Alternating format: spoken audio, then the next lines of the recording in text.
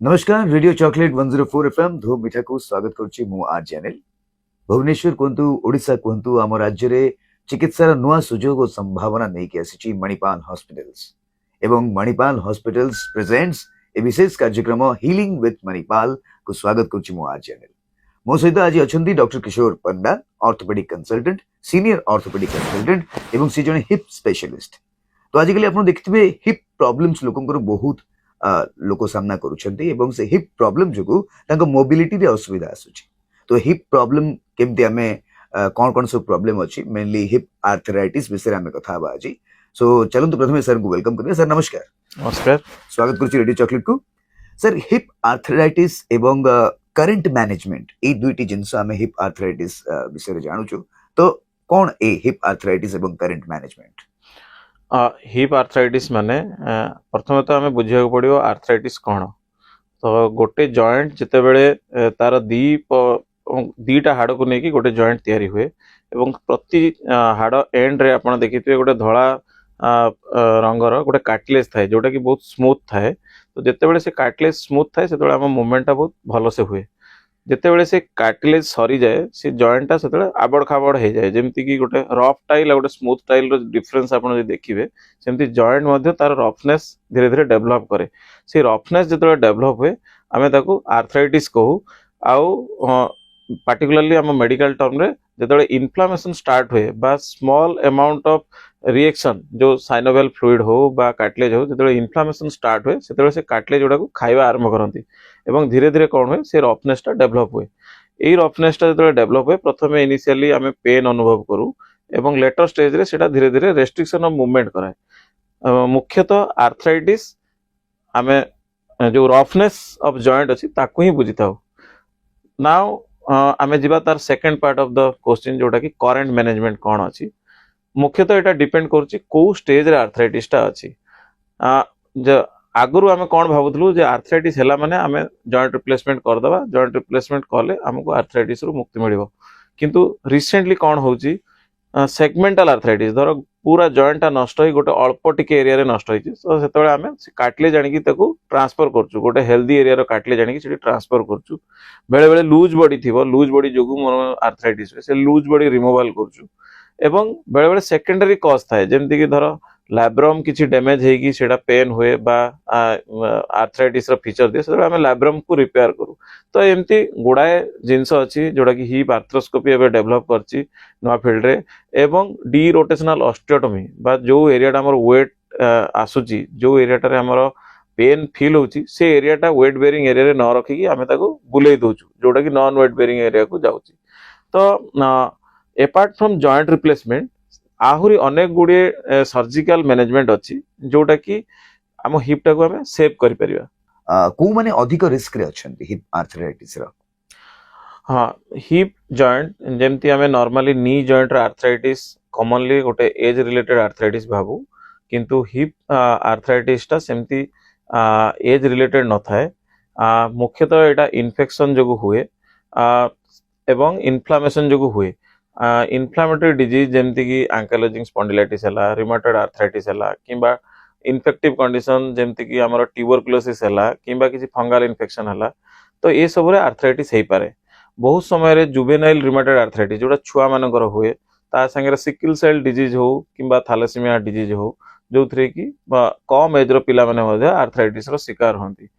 आ गोटे मुख्य कारण होची जोटा एविएन बा एभास्कुलर नेक्रोसिस माने जते बेले फीमर हेड बा आमर जोड़ा हिप जॉइंट रो हेड अच्छी सेटू जो रक्त संचालन हुए से सेटा को आमे एविएन कहू एभास्कुलर नेक्रोसिस कहू। जो एविएन हुए से गोलिया अंशटा धीरे धीरे सेटा कोलैप्स होबार आरंभ हुए एवं लेटर स्टेज रे सेटा आर्थराइटिस रे परिणत हुए। लिटरेचर को जदि आमे देखिबा 30% केस रे एविएन जोड़ा कि आमे किछि डायग्नोसिस पाउनु। आ गोटे मुख्य कारण होची पोस्ट ट्रॉमेटिक बा फ्रैक्चर हैला पर जो आर्थराइटिसटा हुए गोटे जॉइंट रो गोटे कप अच्छी गोटे हेड अच्छी आइदर कप रे फ्रैक्चर हो बा हेड रे फ्रैक्चर हो जो थ्रे भी फ्रैक्चर सेटा लेटर स्टेज रे सेटा आर्थराइटिस रे कन्वर्ट हुए। तो कौन एवियन द्वारा ही डिसेबिलिटी हिताय लोकंकर?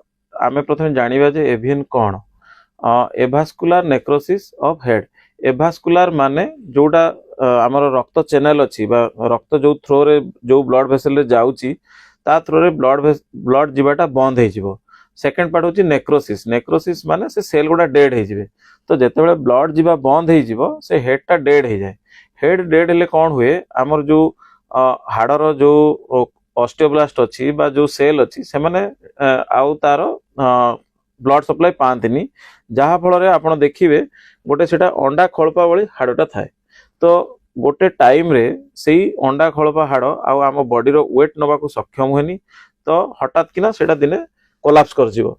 सेते बेले कौन हुए जेतो कोलैप्स हुए समबडी जी भी से रोग रे आक्रांत थिबे सी छोटेइबे गोड़ सान हो जिवो ता संगे तांकर लिमिटेड मूवमेंट हबो रेस्ट्रिक्शन ऑफ मूवमेंट हबो एवं तांकर गुड़ाए जिनस डिजाबिलिटी जमती चकामाटी बस पारिबेनी तल टॉयलेट रे जाई पारिबेनी दौड़ी पारिबेनी। तो ये सब डिजाबिलिटी धीरे धीरे स्टार्ट हबो एवं लेटर स्टेज रे सेटा कोन हबो आहुरी रफनेस डेवलप करिवो जॉइंट रे आउ गोटे एडवांस्ड ऑस्टियोआर्थराइटिस रे प्रेजेंट करिवो।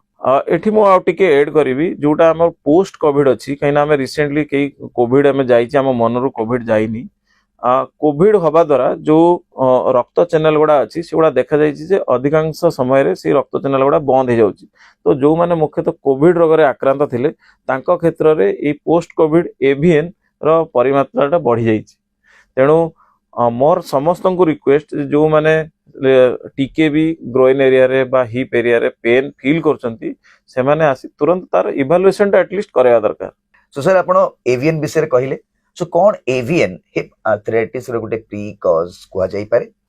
हाँ मु जेमती मूलरू भी पूर्वर भी कहली कि एटा जेतेबेले एडवांस स्टेज रे पहुंची जाए सेतेबेले हेड कोलैप्स हुए। तो हेड कोलैप्स हेले हमर जो मूवमेंट हवा कथा जेते हिप गोटे बहुत बड़ जॉइंट तार रेंज ऑफ मूवमेंट अन्य जॉइंट अपेक्षा बहुत अधिक। आपण देखिबे हिप रे 360 डिग्री मूवमेंट ऑलमोस्ट पॉसिबल जोटा कि अन्य जॉइंट गुडा रे न थाए। तो जेतेबेले गोटे सेगमेंटल कोलैप्स हुए बा आर्थराइटिस डेवलप करे से 360 मूवमेंट आउ पॉसिबल नुह।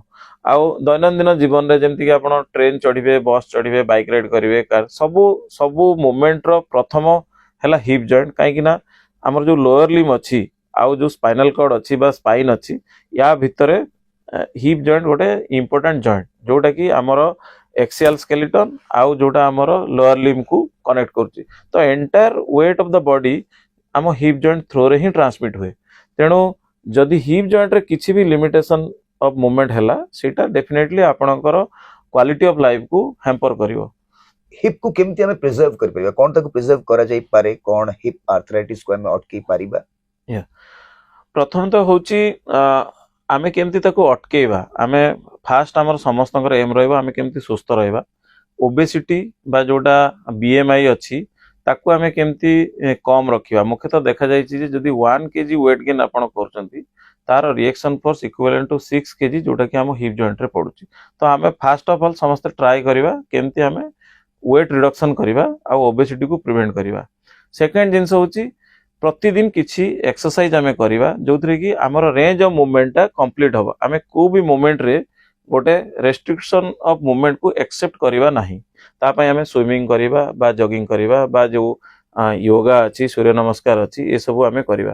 तृतीय जिंस होछि जदि आपण को डिजीज रे आक्रांत अछन जेमति कि एंकाइलोजिंग स्पॉन्डिलाइटिस हो बा रिमेटॉइड आर्थराइटिस हो से सब जॉइंट रे कोन हुए जॉइंट रे इन्फ्लामेशन हुए आ आपनर मॉर्निंग स्टिफनेस रे आपण जदि सकाळे प्रथमे उठिबे आपण को काम करियार इच्छा होबनी आपनर जॉइंट बहुत स्टिफ हो। तो से सब जगह रे आपण प्रॉपर मेडिकेशन नेबे जोथरे कि इन्फ्लामेशन कमिबो एवं जहा फल रे आपण एक्सरसाइज करिया को सक्षम हेबे एवं एक्सरसाइज कले से जॉइंट टा मूवमेंट अगेन गेन करिवो।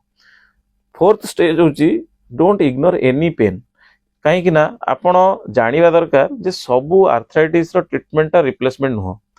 जदि आपण अर्ली डायग्नोसिस करूचंती जेमति कि आमे स्टेज 1 और स्टेज 2 एवीएन रे हिप प्रिजर्वेशन को एडवोकेट करू। स्टेज 1 और स्टेज 2 रे आमे कोन करू यूजुअली जो डेड सेल थाए ताको आमे कोरी की सफा करू एवं सेथिरे बीमैक इंजेक्शन दो। बीमैक होची आम निज बॉडी रु आमे किछि ब्लड सेल को ड्रॉ करू ताको सेंट्रीफ्यूज मशीन रे सेंट्रीफ्यूज करू आ से concentration of blood stem cell को आमे इंजेक्ट करू ताको आमे बीमैक बा स्टेम सेल थेरेपी को।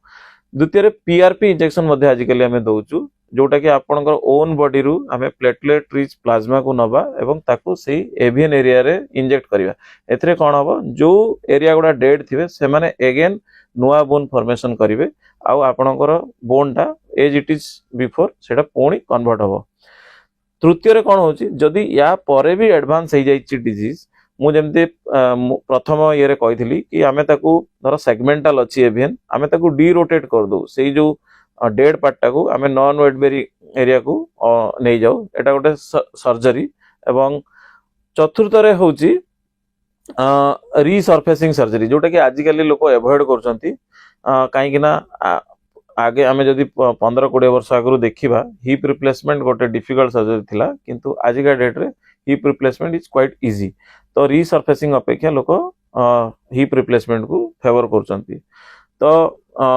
मोर एठी गोटे उपदेश रहिबो जे every stage has some different treatment guideline आउ हमर नेचुरल हिप बा जोटा हमें प्रिजर्व करि परिबा it is equivalent to our own hip एथरे किछि रेस्ट्रिक्शन रहेनी हमें तळे चकामाडी पूजा पाठ करि पारू नमाज पढ़ी पारू एवं हमर जो इंडियन लेट्रिन अछि ताको मध्ये यूज करि पारू तो एटा गोटे नॉर्मल जॉइंट रो फीलिंग दिए किंतु जतबे हमें जॉइंट रिप्लेस करू सेटा सेतेबेले सेही लेवल ऑफ कॉन्फिडेंस दिएनी आमे धर हाई जंप करिबा कि लॉन्ग जंप करिबा कि फुटबॉल खेलिबा एटा जॉइंट रिप्लेसमेंट रे पॉसिबल नो जॉइंट रिप्लेसमेंट रो एम कोन टू मेक समवन एबल जी बेड रिडन है कि अछंती तांको हमें केमती बेड रु बाहर करिबा that is the whole purpose of the joint replacement so ये थिला हिप आर्थराइटिस संपर्क रे सब सूचना जहाँ आपन को आमे जणैबा को चाहतलु आपन को सचेतन करैबा को चाहतलु आजिकली लोकंकर ए जो अंटा पेन हबा हिप पेन हबा जॉइंट पेन हबा ये सब कॉमन हे गरानी